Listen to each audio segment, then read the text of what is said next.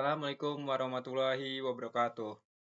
Perkenalkan, nama saya Faisal Fazaki dari Akuntansi Inter Angkatan 25 dengan NIM C1I 25012. Di sini saya akan mempresentasikan Pancasila sebagai ideologi negara.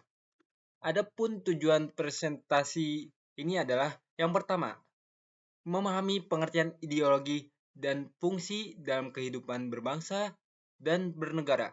Yang kedua, menjelaskan berbagai macam ideologi yang ada di dunia. Yang ketiga, membandingkan Pancasila dengan ideologi lain seperti liberalisme, sosialisme, komunisme, maupun ideologi agama. Yang keempat, menguraikan Pancasila sebagai ideologi terbuka dan hubungannya dengan agama.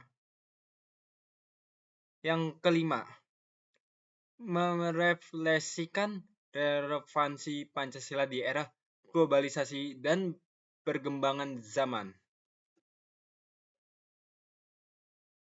Ringkasan bab 4 Pancasila sebagai ideologi negara.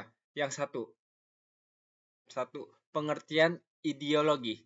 Ideologi adalah kumpulan gagasan, cita-cita, nilai, dan keyakinan yang menjadi pedoman serta arah dalam kehidupan bermasyarakat, berbangsa, dan bernegara. Fungsi ideologi sebagai orientasi hidup, memberi arah dalam menentukan kebijakan, menjadi pemersatu bangsa, menjadi sumber nilai dan norma. Yang kedua, macam ideologi. Liberalisme menekankan kebebasan individu, demokrasi liberal, dan kapitalisme. Yang sosialisme atau komunisme menekankan persamaan dan kepemilikan bersama atas alat produksi. Ideologi agama menjadikan doktrin agama tertentu sebagai dasar bernegara. Fasisme atau totalitarisme, kekuasaan terpusat pada suatu pemimpin atau partai, kebebasan individu ditekan. 3. Berbandingan dengan Pancasila. Pancasila bukan liberal yang hanya menekankan kebebasan individu.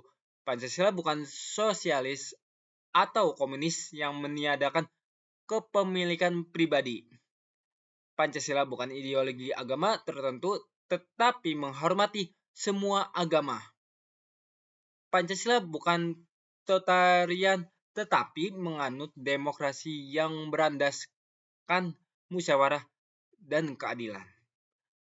4.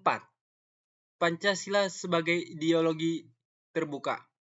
Nilai dasar bersifat tetap, ketuhanan, kemanusiaan, persatuan, demokrasi, dan keadilan sosial. Nilai instrumental dan praksisnya bisa berubah sesuai perkembangan zaman.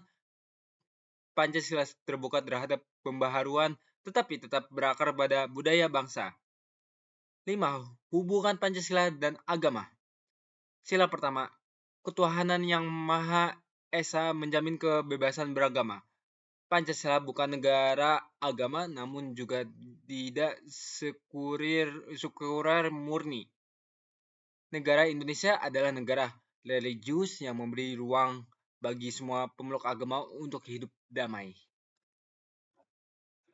Diskusi kritis dengan AI ChatGPT.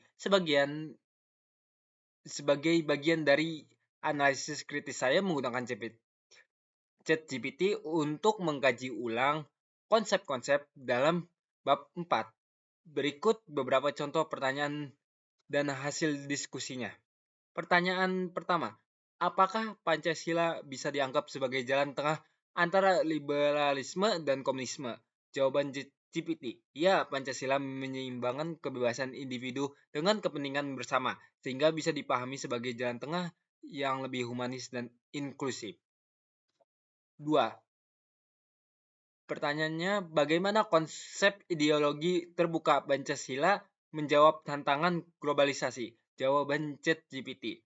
Sebagai ideologi terbuka, Pancasila dapat menyesuaikan diri dengan perubahan global, seperti teknologi dan ekonomi digital, namun tetap menjaga nilai dasar bangsa Indonesia. 3. Pertanyaan apa relevansi sila ketuhanan dalam keberagaman agama Indonesia? Jawaban ChatGPT, sila ketuhanan menjamin kebebasan beribadah dan menjadi dasar toleransi antar umat beragama. Hal ini membuat Indonesia tidak memasakkan satu agama, tetapi juga tidak meninggalkan nilai religius. Refleksi pribadi. Saya belajar bahwa ideologi bukan sekedar teori politik, melainkan pedoman hidup yang mengikat bangsa.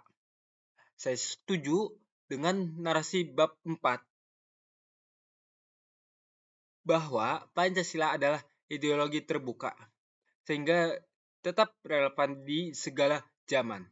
Di era modern, Pancasila penting untuk menghadapi yang pertama, globalisasi dan arus ideologi asing. Yang kedua, konflik identitas dan intoleransi.